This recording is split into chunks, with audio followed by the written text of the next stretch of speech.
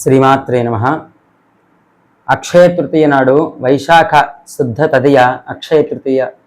ఆ రోజు మనం చేయవలసినటువంటి ముఖ్యమైన కర్తవ్యాలు ఎన్నిటినో మనకి ఋషులు అందించారు.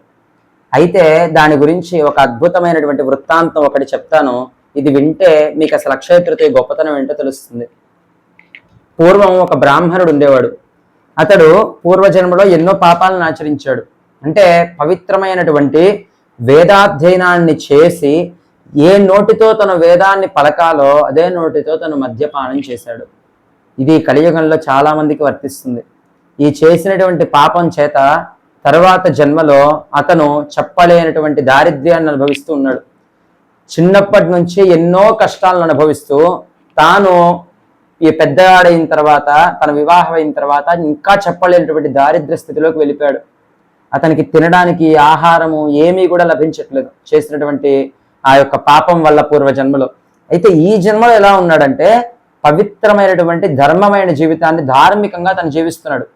అయితే ఎంత ధార్మికంగా జీవించినప్పటికీ పూర్వజన్మ కర్మ అనేటువంటిది ఉంది కదా, దానివల్ల కష్టాలు అనుభవిస్తూ ఉన్నాడు. ఈ కష్టాల్లో కూడా తన ధర్మాన్ని వదిలిపెట్టట్లేదు. అయితే ఒకరోజు తనకి అక్షయ తృతీయ వచ్చింది. ఆ రోజు అతనికి ఆహారం తినడానికి లభించినప్పుడు ఆ రోజు అతను ఒక సంకల్పం చేశాడు. ఏంటంటే అక్షయ తృతీయ నాడు ఎవరైతే భోజనాన్ని ఏదైనా సరే వాళ్ళకున్న దాంట్లో కొద్దిగా ఇతరులకు దానం చేసినట్లయితే ఆ పుణ్యఫలం చేత వాళ్ళ యొక్క కుటుంబంతో పాటు ఈ యొక్క జీవుడికి కూడా అభ్యున్నతి కలుగుతుంది అని చెప్పారు కదా. కాబట్టి నేను ఆ ధర్మాన్ని ఆచరిస్తాను అని అతను సంకల్పం చేసి, అలా అని చెప్పి తన యొక్క భార్యా పిల్లల యొక్క తిండిని తను దూరం చేయకూడదు.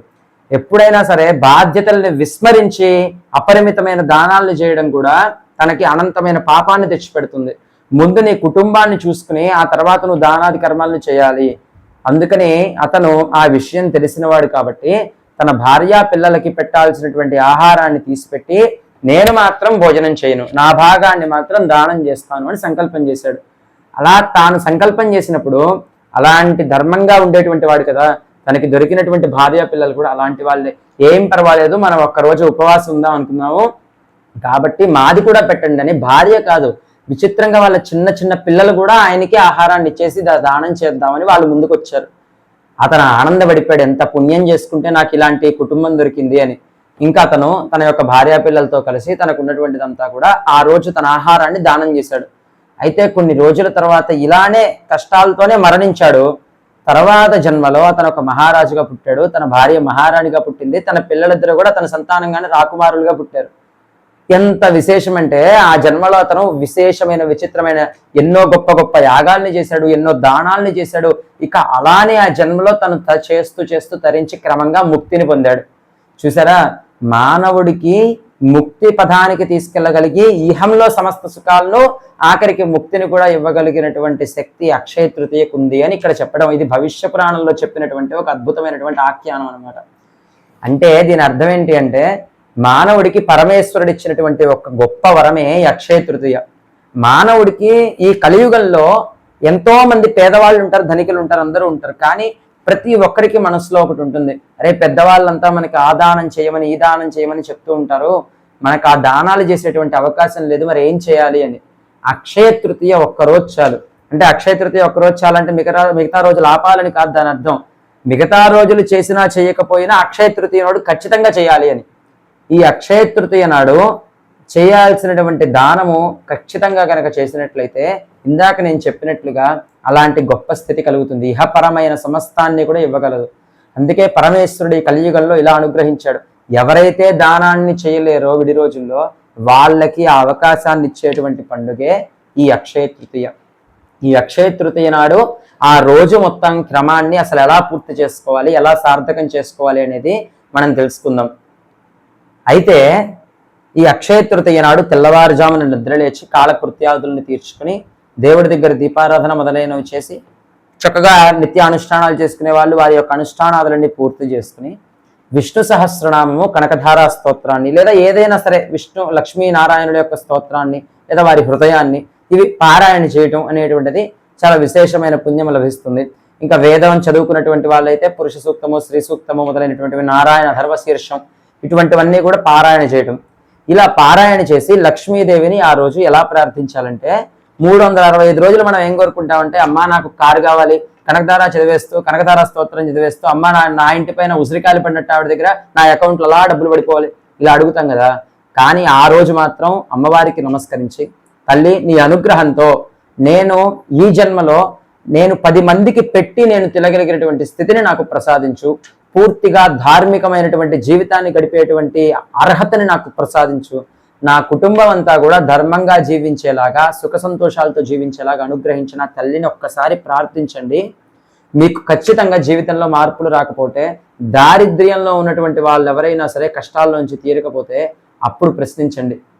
కాబట్టి ఆ రోజు ఆ తల్లిని భక్తితో ఇలానే వేడుకోండి తప్ప అలాంటి కార్లు కావాలి ఇవన్నీ కూడా అడగండి.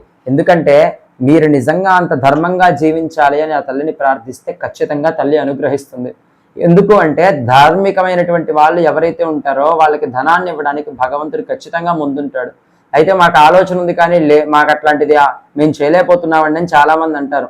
కానీ వాళ్ళకి తెలియనటువంటి విషయం ఏంటంటే, డబ్బులు లేవు కాబట్టి అతను దానం చేయాలనుకుంటున్నాడు. నిజంగా డబ్బులు వస్తే అతను దానం చేయడు. ఇది పరమాత్మకి ముందే తెలుసు. అయితే చాలా మందికి మరి తప్పులు చేసే వాళ్ళు, ఏమాత్రం దానం చేయని వాళ్ళే కోటీశ్వరులై ఉన్నారు కదండి. అంటే కలి యొక్క లక్షణం అదే. కలి లక్షణం ఏంటి అంటే, కలిపురుషుడి యొక్క లక్ష్యమే అది యొక్క ధర్మం, కలిధర్మం ఏంటి అంటే, వ్యక్తి జీవితం అంతా కూడా తాను తినకుండా పక్కన వాళ్ళకి పెట్టకుండా కష్టపడి సంపాదించి చివరికి అతనికి ఉపయోగపడకుండా, 10 మందికి ఉపయోగపడకుండా, అతనికి అభ్యున్నతి లేకుండా, తర్వాత వాళ్ళు ఆ ధనం మొత్తాన్ని కూడా పాడు చేసేసేసి ఉన్నదంతా నాశనం చేసేసి జీవించాలి. ఇదే అలా దుఃఖమయం అయిపోవాలి అనేటువంటిదే కలి యొక్క లక్షణం. మనకి అలాంటి స్థితి వద్దు. అమ్మా నాకున్న దాంట్లో నేను 10 మందికి దానం చేయాలి, నేను ప్రశాంతంగా జీవించాలి అనేటువంటిది ఆ తల్లిని కోరుకోండి. ఖచ్చితంగా ఆ అమ్మవారు మనకు అలాంటి స్థితిని ఇచ్చి తీరుతుంది. ఇలా ఆ అమ్మవారి పూజ చేసి తర్వాత మనకున్న దాంట్లో ఎవరికైనా సరే దానం చేయాలి. ఆ రోజు ముఖ్యంగా చేయాల్సినటువంటి 3 దానాలు ఏంటంటే, స్వయంపాక దానము, అలానే ఉదకుంభ దానము, అలానే ఛత్రదానము అని చెప్పారు. స్వయంపాకము అంటే వేదం మీద గౌరవం ఉన్నటువంటి ఎవరికైనా, వేద పండితులైనటువంటి వారికైనా, ధర్మాన్ని అనుసరించేటువంటి వారికైనా, ఇటువంటి వ్యక్తికి చక్కగా మనం మహావిష్ణు స్వరూపంగా భావించి మన ఇంటికి ఆహ్వానించి ఆయనకి సమస్తమైనటువంటి అతిథి మర్యాదలన్నీ కూడా చేసి, అతిథి నారాయణ స్వరూపం, అలానే వచ్చినటువంటి పండితుడు కూడా నారాయణ స్వరూపం కాబట్టి వీరికి చక్కగా అటువంటి మహావిష్ణువుగా భావించి వారి చేతికి గంధాన్ని రాసి వారికి నమస్కరించి ఒక వస్త్రాన్ని వారికి ఇవ్వడం, స్వయం పాకాన్ని దానం ఇవ్వడం, వస్త్రాన్ని అంచు కలిగినటువంటి పంచని వాళ్ళకి ఇవ్వడం, స్వయం పాక దానం ఇవ్వడం. ఎందుకలా అంటే, మనిషి జీవితంలో అంటారు కదా, తిండి బట్టకి లోటు లేకుండా ఉంటే చాలయ్యా అని చెప్పి. ఎప్పటికీ కూడా ఆ లోటు అనేటువంటిది జీవితంలో ఈ జన్మలో కాదు, ఎన్ని జన్మలకి కూడా రాదు. కాబట్టే ఆ రోజు ఆ దానం ఇవ్వాలి. అక్షయ అంటే క్షయము కానిది, ఎప్పటికీ కూడా తరిగిపోనిది. ఆ రోజు మీరు ఏమిచ్చినా సరే అది మీకు ఎప్పటికీ తరిగిపోకుండా ఉంటుంది. అందుకే అలా దానం చేయాలి. ఆ దానం ఎవరికి పడితే వాళ్ళకంటే ఏంటి, అనర్హులైనటువంటి వాళ్ళకి. అనర్హులు అంటే ఎవరండి అంటే, ఎంత ఇచ్చినా సరే వీడింతే ఇచ్చాడ్రా, ఇంకా ఇస్తే బాగుండు అనే ఆలోచన ఉన్న వాళ్ళకి ఎప్పటికీ కూడా దానం చేయకండి. అలా కాకుండా మీరు ఇచ్చినటువంటి దాన్ని ప్రేమతో స్వీకరించి మిమ్మల్ని మనస్ఫూర్తిగా ఆశీర్వదించేటువంటి వాళ్ళు చాలా మంది ఉంటారు. అలాంటి వాళ్ళకి దానం చేయండి. అలా దానం చేసి తర్వాత వారి ఆశీర్వచనాల్ని పొందండి. ఖచ్చితంగా మన ఇండ్లలో ఎప్పటికీ కూడా ధనధాన్యాదులకు, వస్త్రాలకు లోటు ఉండదు. తర్వాత రెండో దానం ఏంటంటే ఉదకుంభము. అంటే ఒక మంచినీటి పాత్ర. కాస్త శక్తి లేనటువంటి వాళ్ళు ఒక మట్టి పాత్ర, లేదా అవకాశం ఉన్నటువంటి వాళ్ళు మీకున్న దాంట్లో రాగి చెంబులో నీళ్లు పోసి, కానీ ఇంకా ఉన్నటువంటి వాళ్ళు వెండి బంగారంతో కూడా ఇవ్వచ్చు. అలా చక్కగా నీళ్లు పోసి అలా చక్కగా ఉదకుంభాన్ని తీసుకుని దాని నిండా నీళ్లు పోసి ఎవరికైనా సరే జలపాత్రను అలా దానం చేయండి. ఇంకా అవకాశం ఉంటే వారిని కూడా మహావిష్ణు స్వరూపంగా పూజించి వారికే ఆ యొక్క జలపాత్రను దానం ఇవ్వండి. అలా ఒక పండితుడికి కానీ, లేదా అవకాశం ఉన్నటువంటి వాళ్ళకి కానీ, పాపం ఎండలో ఆ రోజు ఎండలో ఉండేవాళ్ళు, పాపం ఆ రోజు ఎండలో బాటసార్లు ఉంటారు, వాళ్ళకి కానీ, ఇంకా ఆ రోజు చలివేంద్రాలు ఎండాకాలంలో పెట్టించగలిగితే ఆ రోజు చెప్పలేనటువంటి పుణ్యం లభిస్తుంది. పక్షులన్నిటి కోసం కూడా బయట నీళ్లు పెట్టి ఉంచండి. ఇది ఈ ఎండాకాలంలో ప్రతిరోజు చేయొచ్చు. అక్షయ తృతీయ నాడు నుంచి అది మనం ప్రారంభం చేద్దాం. ఒక చిన్న పాత్రలో నీళ్లు పెట్టడం వల్ల మనకు వచ్చే నష్టం అయితే ఏమీ ఉండదు కదా. కాబట్టి ఒక పాత్రలో నీళ్లు పెట్టి పక్షులు తాగడానికి బయట పెట్టి ఉంచండి. ఏదో ఒక పక్షి దాంట్లోంచి తీసుకున్నప్పటికీ కూడా ఆ పుణ్యఫలం మనకు వస్తుంది. అలా ఆ రోజు ఉదకుంభాన్ని దానం చేయడం. ఇక మూడవది ఏంటి అంటే ఛత్రదానము, అంటే గొడుగు కానీ కాళ్ళకు వేసుకునే చెప్పుల్ని కానీ దానం చేయండి. ఈ దానం అనేది మనం చేయడం వల్ల మనకి చెప్పలేనంత పుణ్యం లభిస్తుంది. ఎలాంటి పుణ్యం వస్తుంది అంటే, మనం జీవితంలో మనకు అన్ని బాగున్నాయిరా అని అనుకున్నప్పుడే చెప్పలేని కష్టం ఒకటి వచ్చి పడుతుంది. అంతా బాగుంది అని ఆనందంగా ఉన్న రోజే ఎవరో ఒకరికి అనారోగ్యం రావడం, లేదా యాక్సిడెంట్లు అవ్వడం, ఇలాంటివన్నీ ఉంటాయి చూసారా. ఇవి ఎప్పటికీ కూడా రాకుండా కాపాడుతుంది అక్షయ తృతీయ రోజు మీరు మనస్ఫూర్తిగా చేసేటువంటి ఆ దానం. మీరు ఈ దానాలు చేసేటప్పుడు అయ్యో ఇంత ఖర్చు అయిపోతుంది ఇది చేస్తున్నానే అని అనుకునేట్లయితే అసలు దానమే చేయొద్దు. మనకి ఉన్న దాంట్లో మన శక్తిలో నేను సంపూర్ణంగా పెట్టగలను అని ఎంత అనుకుంటారో అది మనస్ఫూర్తిగా పెట్టండి తప్ప ఇది పెట్టేసేసి ఇది పెట్టగానే నాకు ఎంత పుణ్యం వచ్చేసేయాలి అని, అలానే అది పెడుతూ అరే దీనికి ఇంత ఖర్చు పెట్టాలా అని పెట్టేటువంటి స్వయం పాకంలో లేనిపోని అనవసరమైనవన్నీ కనుక మీరు పెట్టారంటే, పెట్టే స్వయం పాకంలో నాణ్యత లేనిటువంటివి అలాంటి ద్రవ్యాలన్నీ పెట్టి మనం ఇచ్చామనుకోండి, మనకి లభించేవి కూడా అలా నాణ్యం కానివే ఉంటాయి. కాబట్టి ఇచ్చే దానంలో ఎప్పుడూ కూడా లోపించకండి. లోపించే మనస్తత్వం ఉంటే అసలు దానమే ఇవ్వకండి. ఇలా ఆ రోజుని ఈ 3 రకాలైనటువంటి దానాలు ఏంటి అంటే, మొట్టమొదటగా స్వయంపాక దానము, దకుంభ దానము, ఛత్రదానము, ఈ 3 దానాలని కూడా చేసి ఆ రోజు అక్షయ తృతీయ యొక్క పుణ్యఫలాన్ని సంపూర్ణంగా పొందండి. ఎవరికైనా అవకాశం ఉంటే ఇవ్వగలిగినటువంటి వారు, చదువుకునే పిల్లలు, ఫీజులు కట్టుకోలేని పిల్లలు ఎంతోమంది ఉన్నారు. అలానే చక్కగా పుస్తకాలు లేని వాళ్ళైతే ఎంతో మంది ఉన్నారు. మనకున్న దాంట్లో ఒక 500కో ఒక 1000 రూపాయలకో మన శక్తికి తగినట్లుగా పిల్లలకి పుస్తకాలను కొనివ్వండి. దాని ద్వారా మీ పిల్లలకి ఎప్పటికీ కూడా విద్యా బుద్ధులు అనేవి భగవంతుడు అనుగ్రహిస్తాడు. గుర్తుపెట్టుకోండి, మనం ఏదైతే ఇతరులకు ఇస్తామో భగవంతుడు దాన్ని మనకి 100 రెట్లు చేసిస్తాడు. ఈ అక్షయ తృతీయ రోజు 1,00,000 రెట్లు ఖచ్చితంగా చేసిస్తాడు.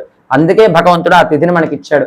మనం మిగతా రోజుల్లో చేయగలిగితే ఖచ్చితంగా పుణ్యం వస్తుంది, కానీ పెట్టుకొని ఈ అక్షయ తృతీయ రోజు చేయడం వల్ల విశేషమైన పుణ్యఫలం ఇవ్వడానికి భగవంతుడు సిద్ధంగా ఉన్నాడు. అది గుర్తుపెట్టుకుని ఈ అక్షయ తృతీయని సద్వినియోగం చేసుకోండి. ఇలా విశేషమైనటువంటి దానాదులను మనం పూర్తి చేసి ఆ రోజంతా కూడా ఇంట్లో భార్యాభర్తలు కొట్టుకోవడం, అందరితో గొడవలు పట్టడం, ఎలాంటి ఆలోచనలన్నీ పెట్టుకోవడం చేయకండి. మనస్ఫూర్తిగా భగవంతుడి మీద మనస్సు లగ్నం చేసి ప్రశాంతంగా జీవించండి. ఆ రోజంతా కూడా రాత్రి భోజనాదులన్నీ పూర్తి చేసి నిద్రపోయే ముందు ఒక్కసారి భగవంతుడి దగ్గరికి వెళ్ళి నమస్కరించి, స్వామి ఈ రోజు నీ అనుగ్రహంతో నా మానవ జన్మకు సార్థకతను చేకూర్చుకున్నానని నేను భావిస్తున్నానయ్యా. నాకు నువ్వు కలిగించినటువంటి ఈ చిన్న స్థితిలోనే, నాకున్నటువంటి శక్తిలోనే నేను కొంతమందికి దానం చేయగలిగాను. నీవిచ్చినటువంటి ఈ దేహాన్ని పరోపకారార్థం ఇదం శరీరం అని ఉంది కదా, ఈ దేహంతో పరోపకారాన్ని ఇంతైనా చేయగలిగాను అని భగవంతుడి యొక్క కళ్ళల్లోకి చూసి మీరు ధైర్యంగా చెప్పగలిగేలాగా ఆ రోజు మీరు బ్రతకండి. ఆ ఒక్క రోజు అలా స్వామికి నమస్కారం చేసి భగవంతుడికి, స్వామి నీ అనుగ్రహంతో ఇలాంటి ధర్మకార్యాలు అనేకం చేయాలి. ఇలా నేనే కాదు, నా కుటుంబం అంతా ధార్మికమైన జీవితాన్ని గడపాలి.